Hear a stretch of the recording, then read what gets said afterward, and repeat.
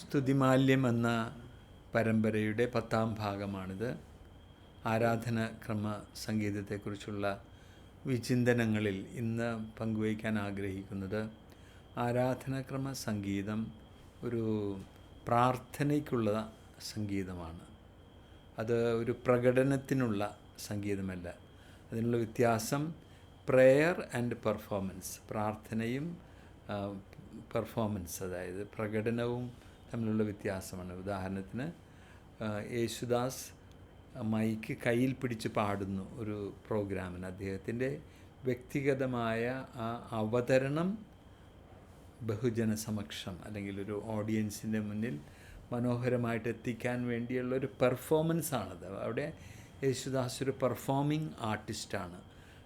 ജനങ്ങളുടെ മുന്നിൽ തൻ്റെ കഴിവ് പ്രകടമാക്കുന്ന ഒരു ചുറ്റുപാടാണ് ഗാനമേളയിൽ നമ്മൾ കാണുന്നത്.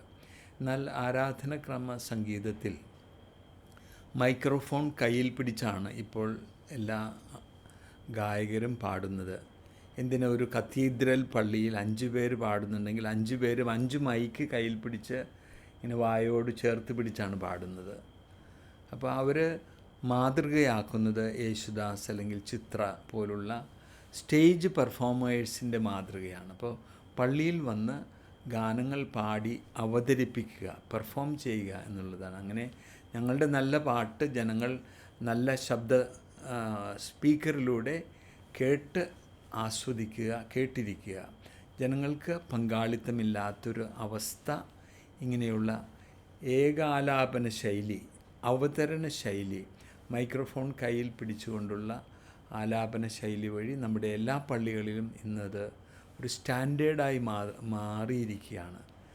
ഗായകർ വ്യക്തിപരമായിട്ടുള്ള അവരുടെ പെർഫോമിംഗ് സ്റ്റേജിൽ, അത് വെസ്റ്റേൺ മ്യൂസിക് ആകട്ടെ ഇന്ത്യൻ മ്യൂസിക് ആകട്ടെ, അവർ കാണിക്കുന്ന പല ചേഷ്ടകളും ഇന്ന് പള്ളിയിൽ നിന്ന് മൈക്രോഫോൺ വായോട് അല്ലെങ്കിൽ അവരുടെ പാടാൻ വേണ്ടി വായിനോട് മുട്ടിച്ച് വെച്ച് പാടുകയും അവരെ വലിക്കുകയും ഉയർത്തുകയും ഒക്കെ ചെയ്യുന്ന ആ ചേഷ്ടകൾ പോലും വളരെ അന്ധമായിട്ട് അനുകരിക്കുന്ന ഒരു പ്രവണത പള്ളികളിൽ വന്നിട്ടുണ്ട്.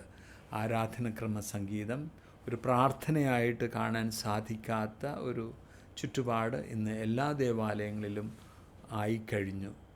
അത് ഒരു പെർഫോമൻസ് അല്ല, പ്രയർ എന്നുള്ളൊരു ചിന്തയാണ് ഈ വിചിന്തനത്തിൽ എല്ലാവരുമായി പങ്കുവയ്ക്കാനുള്ളത്.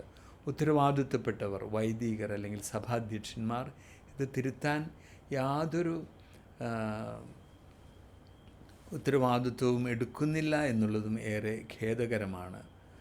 ആരാധനക്രമ സംഗീതത്തിൻ്റെ യഥാർത്ഥ ലക്ഷ്യങ്ങളിൽ നിന്നും വ്യതിചലിച്ചുള്ള ഇങ്ങനെയുള്ള പ്രകടനപരതയുടെ അവസ്ഥ കേരളത്തിൽ മാത്രമാണ് ഇത്ര ശക്തമായിട്ട് കാണുന്നത് എന്നുകൂടെ പറഞ്ഞുകൊണ്ട് ഈ പരമ്പര അവസാനിപ്പിക്കുന്നു. നന്ദി.